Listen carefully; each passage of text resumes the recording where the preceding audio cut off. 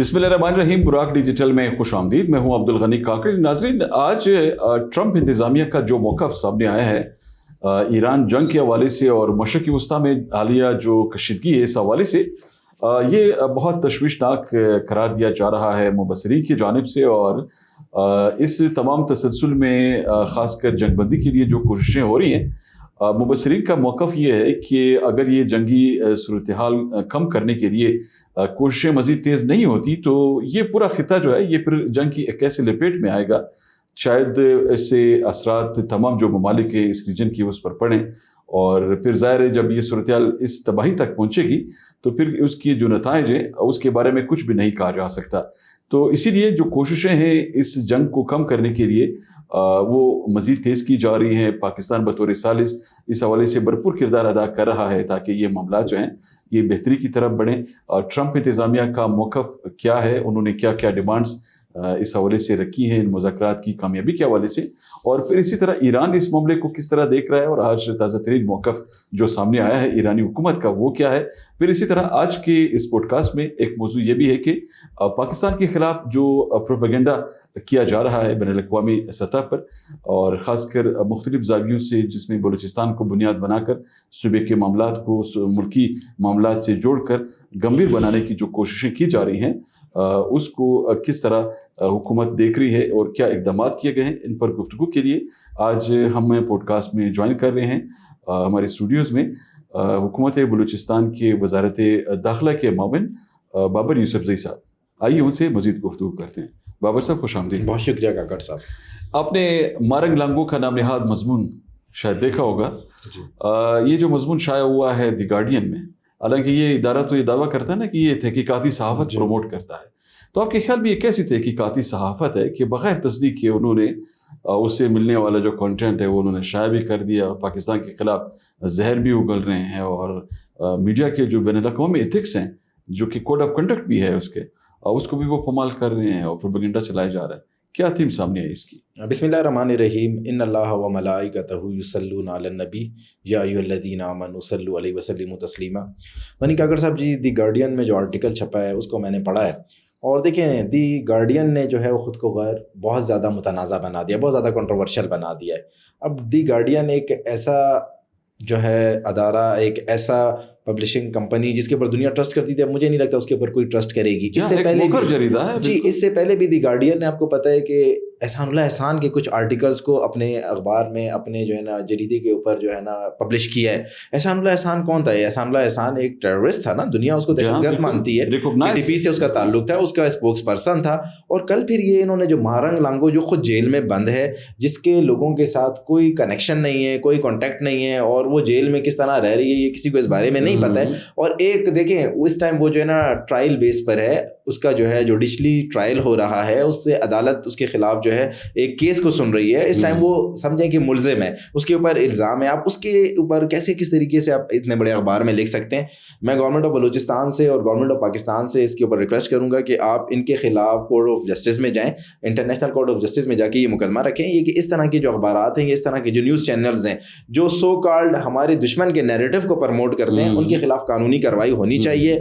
मैं बल्कि अपनी रियासत पाकिस्तान से रिक्वेस्ट करूंगा दी गार्डियन के ऊपर जो है ना उसके ऊपर हद की इज़्ज़त का दावा करें, पाकिस्तान को बदनाम करने का दावा करें, पाकिस्तान की जो एक मस्बत इमेज उसे ख़राब करने का दावा करें और उनसे पूछें कि आपने ये किस बेस पर आपने ये आर्टिकल छापा है, आप क्या चाहते हैं। देखें मारंग लांगो का जो नैरेटिव है वो दुनिया जानती है, वो पाकिस्तान के खिलाफ वाला नैरेटिव है। मारंग लांगो के नैरेटिव से मुतासिर होकर सैकड़ों जो है बलूचिस्तान के नौजवान वो जो है ना मिलिटेंट, उनकी तो होस्टाइल जो कंट्रीज है उनके साथ लिंक एस्टैब्लिश हुए। Yes exactly. और देखें ये बात सारी जो है ना ऑन द रिकॉर्ड है। और इसके अलावा देखें BLF में जितनी रिक्रूटमेंट हुई है, जो पाकिस्तान में मासूम लोगों का खून बहाते हैं, वो इन्हीं के जो है ना नैरेटिव से मुतासिर होकर हुई है। मारंग जब एक गैदरिंग करती है ना तो वहाँ से 100-150 बंदा जो है उनसे मुतासिर होकर BLA और BLF को ज्वाइन करता है। ये ऑन द रिकॉर्ड में आपको बातें बता रहा हूँ। तो दी गार्डियन ने जो है ना बहुत ही जो है ना इमेच्योरिटी का मुजाहरा किया है, बहुत गैर संजीदगी का मुजाहरा किया है।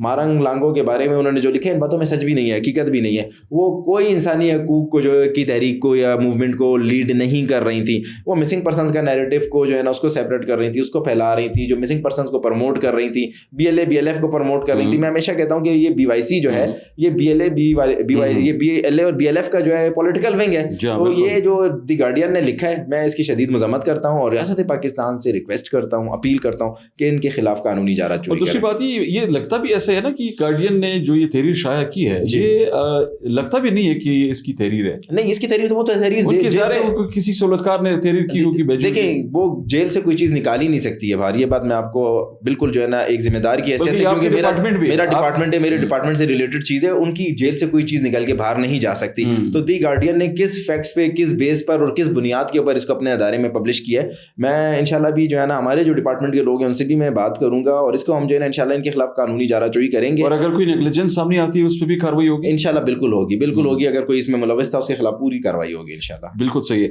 अच्छा बाबर साहब, एक और जरा इसी तसलसल में आपने देखा होगा कि ये जो एंटी पाकिस्तान बयानियां हैं, आजकल इसे फिर दोबारा जरा बड़ा चढ़ा कर पेश करने के लिए कोशिशें की जा रही हैं। तो आपके ख्याल में ये जो मुल्क में इस वक्त इस जंगी सूरत हाल है इस खिते में, उसकी वजह से जो होस्टाइल कंट्रीज हैं वो जानबूझ के इंतशार फैलाने की कोशिश कर रहे हैं, या इसके पीछे कुछ और भी मुहरक़ात हो सकते हैं? देखिए, सबसे बड़ी तो इसकी वजह ये है कि हालिया जो इस खिते में जंग चल रही है, इसराइल, अमेरिका, ईरान की जो जंग चल रही है, उसमें पाकिस्तान अपना एक पॉजिटिव रोल प्ले कर रहा है। पाकिस्तान इस जंग को ख़त्म करना चाहता है। पाकिस्तान चाहता है दुनिया में अमन हो, दुनिया में तरक्की हो। और बहुत से हमारे ऐसे हमसाया ममालिक हैं जो प्रॉक्सीज की सूरत में बलूचिस्तान में, पाकिस्तान में इन्वॉल्व होते हैं, जिनकी इन्वॉल्वमेंट पाकिस्तान में बहुत ज़्यादा है। वो नहीं चाहते कि ये जंग रुके, तो उन्होंने अपने जो उनके जो टूल्स हैं, उनके जो जिनको वो फीड करते हैं, जिनको वो पैसे देते हैं, उनकी जो प्रॉक्सीज हैं, उनको उन्होंने एक्टिव कर दिया है। उनको कहा है कि जाके पाकिस्तान के खिलाफ जो है ये नैरेटिव जो है इसको आप आगे लेकर चलें। पाकिस्तान की ये जो कोशिश है इसको सबूताज करें। खिते में अमन नहीं आना चाहिए, ये जंग नहीं रुकनी चाहिए, इसका क्रेडिट पाकिस्तान को नहीं जाना चाहिए। हमारी कामयाब सिफारतकारी से वो खौफज़दा हैं, हमारी कामयाब सिफारतकारी उन्हें हज़म नहीं हो रही है। अपनी प्रॉक्सीज के ज़रिए वो जो है ना एंटी पाकिस्तान नैरेटिव को मज़ीद प्रमोट कर रहे हैं, मज़ीद प्रोजेक्शन कर रहे हैं।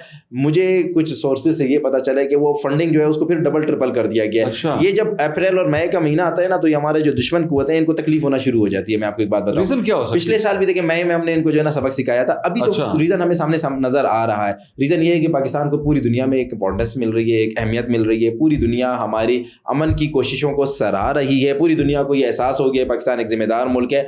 जबकि जो हमारे हमसाये में जो दोनों ममालिक हैं, जो हमारे दुश्मन ममालिक हैं, उनको दुनिया ने जो बिल्कुल निगलेक्ट कर दिया, उनको पूछ भी नहीं रहे। तो वो इसलिए जो है ना अपनी ये जो इनकी प्रॉक्सीज है इनको इन्होंने एक्टिव कर दिया, पाकिस्तान के खिलाफ बयानियां बनाए। लेकिन हम इंशाल्लाह इनके इस नैरेटिव को भी काउंटर करेंगे और दुनिया को हकीकत बताएंगे। बिल्कुल ऐसे ही है। अच्छा, दूसरी बात ये कि बाबर साहब, ये जो सुप्रीम लीडर थे ईरान के, उनकी शहादत के बाद और उनकी ज़ाहिर क़यादत में दीगर भी लोग थे, उनको भी शहीद किया गया। तो ज़ाहिर उस वक्त उनका बयानिया कुछ और था मुज़ाकरात के हवाले से।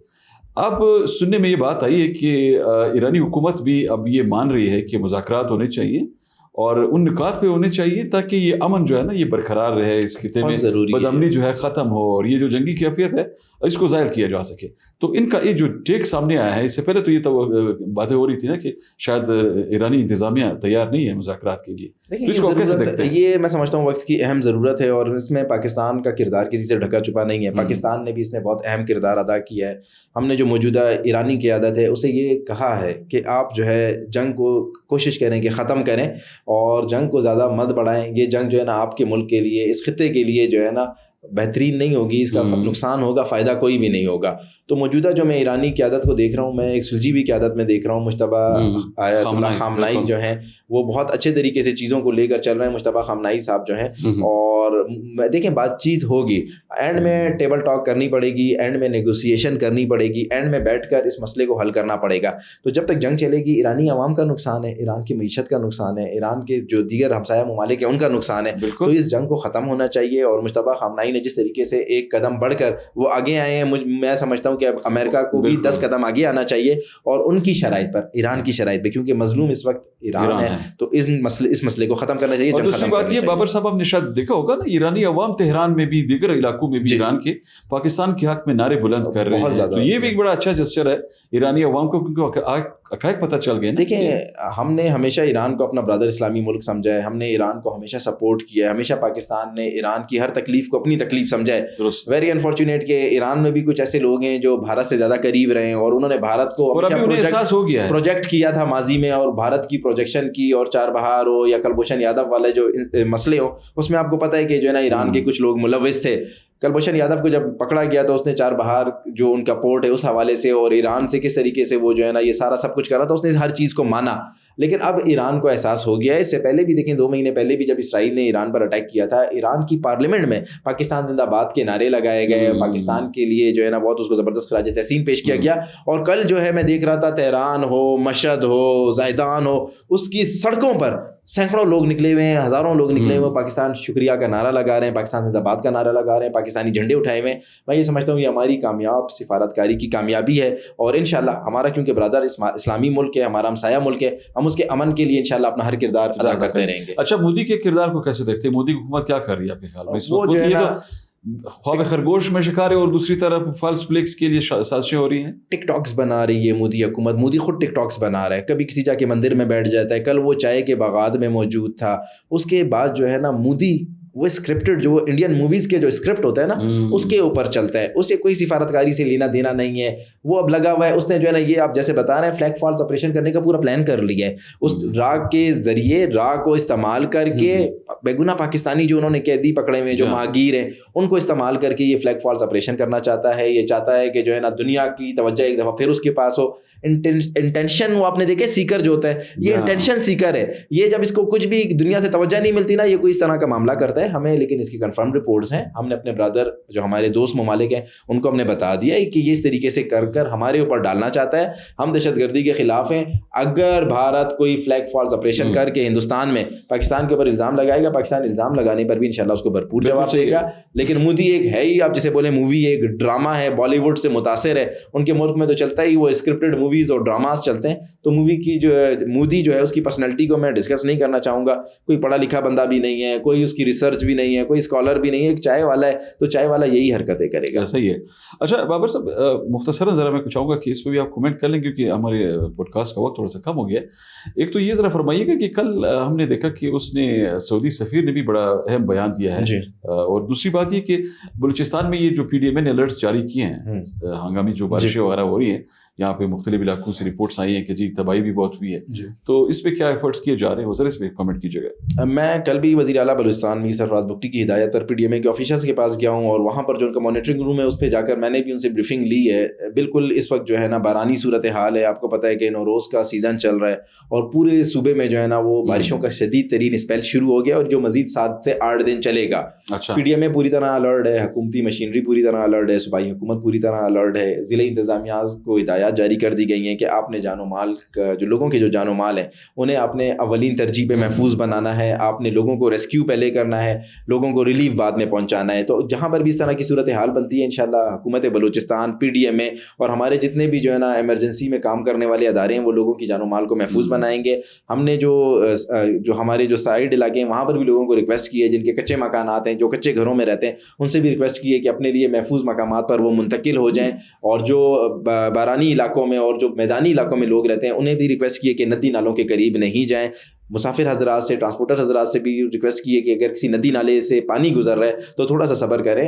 احتیاط جو ہے نا وہ آپ کی زندگی سے زیادہ نہیں ہے, صبر کرنے کے بعد گزریں. صوبائی حکومت اس حوالے سے بالکل الرٹ ہے, ہم اس پہ کام کر رہے ہیں اور انشاءاللہ عوام کو ہر ممکن ریلیف فراہم کیا جائے گا. بالکل. اور یہ سعودی سفیر کا بیان ذرا, سعودی سفیر نے بہت اہم بیان دیا ہے. سعودی دیکھیں میں آپ کو کہہ رہا ہوں نا, پوری دنیا پاکستان کی اب یہ سفارتی کوششیں جو ہے اس کو سراہ رہی ہے.